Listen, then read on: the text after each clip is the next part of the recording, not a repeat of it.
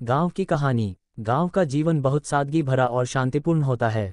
ये शहर की हलचल से बहुत दूर होता है, जहां लोग अपने रोजमर्रा के कामों में व्यस्त रहते हैं और प्रकृति से गहरा संबंध महसूस करते हैं। ये कहानी एक छोटे से गांव की है, जो हरियाली से घिरा हुआ और साधारण लोगों का बसेरा था। गांव का नाम और उसकी विशेषताएं। गांव का नाम था नंदनपुर, जो एक छोटा सा गांव था, मगर इसकी खूबसूरती और लोग बहुत ही खास थे। गांव में लगभग 50 घर थे और हर घर के पीछे एक बाग था, जहां लोग अपनी ज़रूरत की चीज़ें जैसे आलू, टमाटर, मिर्च, हरी सब्जियां और फल उगाते थे। गांव के बाहर एक छोटा सा तालाब था, जिसमें मछलियां और जलकुंभी भरी रहती थीं। इसके पास एक नीम का पेड़ था, जिसके नीचे लोग गर्मी के मौसम में ठंडी छांव में बैठकर बातें किया करते थे। गांव में एक प्राथमिक स्कूल था, जिसमें बच्चों की संख्या बहुत कम थी। कुछ बच्चे पढ़ाई में रुचि रखते थे, तो कुछ खेतों में काम करने के लिए अपने माता पिता के साथ खेतों में चले जाते थे। गांव में बहुत कम ही लोग थे जो शहर में काम करने जाते थे। अधिकतर लोग खेती किसानी के काम में लगे हुए थे। नंदनपुर के लोग बहुत ही मिलनसार थे। यहाँ के लोग एक दूसरे के सुख दुख में शामिल होते थे।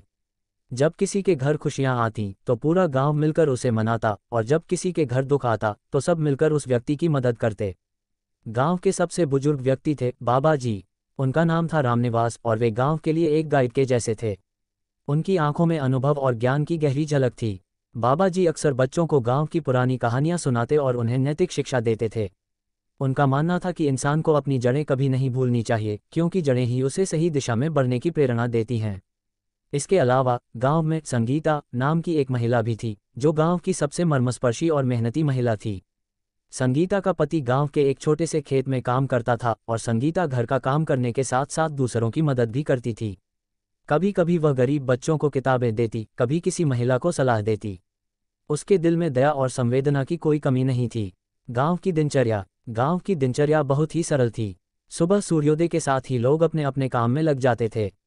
किसान अपने खेतों में हल चलाने जाते, महिलाएं घर के कामों में व्यस्त हो जाती और बच्चे स्कूल चले जाते।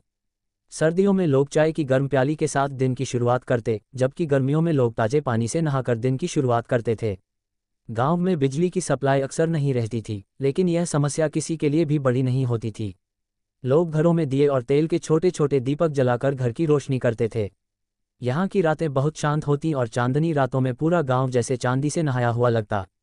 गांव का सबसे बड़ा संकट। नंदनपुर का जीवन बहुत सादा और सुखमय था, लेकिन एक दिन एक बड़ी परेशानी ने गांव को घेर लिया। ये समस्या थी पानी की। गांव के तालाब का पानी धीरे धीरे सूखने लगा था, और बारिश के मौसम में भी पानी की कमी महसूस होने लगी थी। पहले गांव के लोग तालाब से पानी भरते थे, लेकिन अब यह समस्या गंभीर हो गई थी। गांव के लोग इस समस्या से निपटने के लिए जुट गए। बाबा जी ने सबको एकत्रित किया और सुझाव दिया कि तालाब की मरम्मत करनी चाहिए। उन्होंने बताया कि अगर तालाब में फिर से पानी भरने की व्यवस्था की जाए तो यह समस्या हल हो सकती है। संगीता ने भी इस काम में मदद करने की पेशकश की और अपने पति को साथ लिया। धीरे धीरे गांव के हर व्यक्ति ने इस काम में भाग लिया। गांव के कुछ लोग जो बाहर काम करने गए थे, वे भी लौट आए और तालाब की मरम्मत का काम शुरू किया। कुछ दिन की मेहनत के बाद तालाब में फिर से पानी भरने लगा। ये देखकर गांव वाले खुशी से झूम उठे। इस घटना ने पूरे गांव में एकजुटता का एहसास दिलाया और यह सिद्ध कर दिया कि जब लोग एकजुट होते हैं तो किसी भी समस्या का हल निकाला जा सकता है। शिक्षा और बदलाव। हालांकि गांव में लोग बहुत मेहनती थे, लेकिन वे शिक्षा के महत्व को नहीं समझ पाते थे।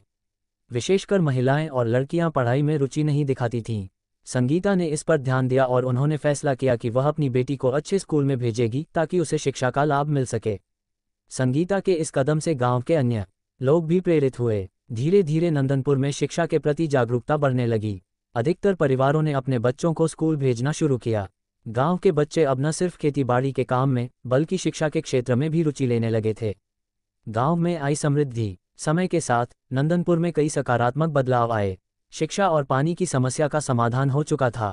अब गांव के लोग न केवल अपनी पारंपरिक खेतीबाड़ी से कमाई कर रहे थे, बल्कि कई परिवारों ने छोटे छोटे व्यवसाय भी शुरू किए थे। संगीता ने एक सिलाई सेंटर खोला, जहां गांव की महिलाएं सिलाई सीखतीं और रोजगार प्राप्त करतीं।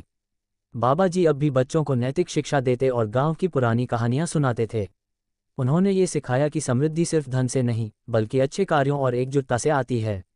नंदनपुर का भविष्य। नंदनपुर अब एक आत्मनिर्भर गांव बन चुका था। शिक्षा, पानी, स्वच्छता और रोजगार के मामले में ये गांव एक आदर्श बन गया था। लोग अब एक दूसरे की मदद करते और मिलकर गांव की तरक्की में योगदान देते थे। नंदनपुर की यह कहानी न केवल संघर्ष और कठिनाइयों से उबरने की कहानी है, बल्कि यह हमें ये भी सिखाती है कि अगर हम एकजुट होकर काम करें तो कोई भी समस्या हमें हरा नहीं सकती। आज भी जब लोग नंदनपुर के बारे में बात करते हैं तो वे इसे एक ऐसे गांव के रूप में याद करते हैं जहां सामूहिक प्रयासों से समस्याओं का हल निकाला गया और एक बेहतर भविष्य का निर्माण किया गया। निष्कर्ष, गांव की यह कहानी हमें ये सिखाती है कि किसी भी समाज के विकास में एकजुटता, शिक्षा और सामूहिक प्रयासों का बहुत बड़ा हाथ होता है। नंदनपुर की तरह अगर हम सभी अपने आसपास के लोगों के साथ मिलकर काम करें तो न सिर्फ अपनी समस्याओं का समाधान पा सकते हैं, बल्कि एक समृद्ध और खुशहाल समाज भी बना सकते हैं।